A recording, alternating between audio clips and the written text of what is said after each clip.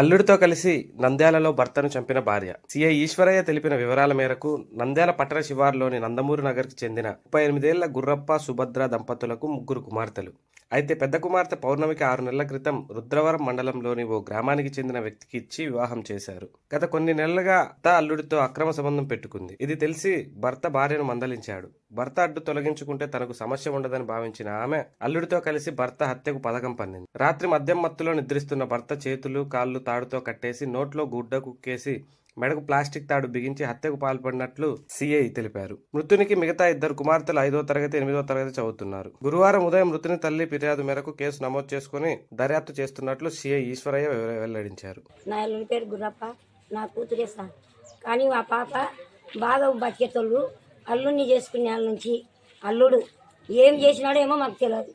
అల్లుడు వచ్చి ఆ పిల్లల్ని పనుకుని ఏదో మత్తు మందులు మాతర్లు అవి ఇవి నీళ్ళలో కలిపి తాపిచ్చి రిబ్బెన్ వేసి గొంతుకు గుంజి చంపినాడు సార్. నేనైతే లేను, తిరుపాట్ల సాకిరికి పోయినా, నేనైతే లేను. నేను వచ్చే తలకు పిల్లలను అడిగితే ఇట్లా జరిగిందమ్మా, మమ్మల్ని బయటికి పోయి లేకపోతే మిమ్మల్ని చంపుతామని పిల్లలను బెదిరించినారు. పిల్లలు 2 బయటకు వచ్చేసినారు. వాడు అత్త 2 కలిసి ఎప్పుడు జరిగిందమ్మా?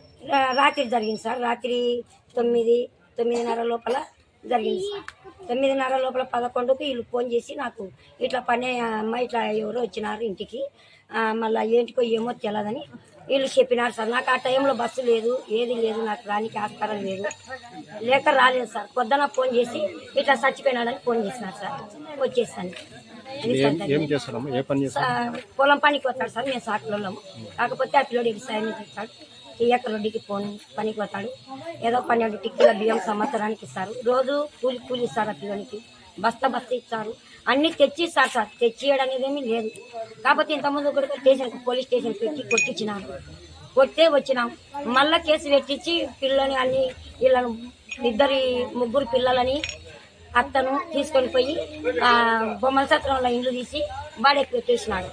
పెట్టేసి మళ్ళీ కనుక్కొని అట్లా ఇట్లా చూసి తిరిగి కనుక్కలేక పోలీసు వాళ్ళకు కేసు పెట్టి వాళ్ళు పిల్లల్పిచ్చి మాకు ఎవరి ఇంట్లో వాళ్ళు బతుకుపోరని చెప్పి ఇచ్చేసినారు. బతుకుపోరని ఇచ్చేసినాక సరేలేని చెప్పి వచ్చేసినాం. వచ్చేసిన నుంచి కూడా బంగారు కోసము బగ్గి పేరు ఈ పిల్లని పేరు పెట్టి తీసుకున్నారు సార్. గురప్ప పేరు పెట్టి.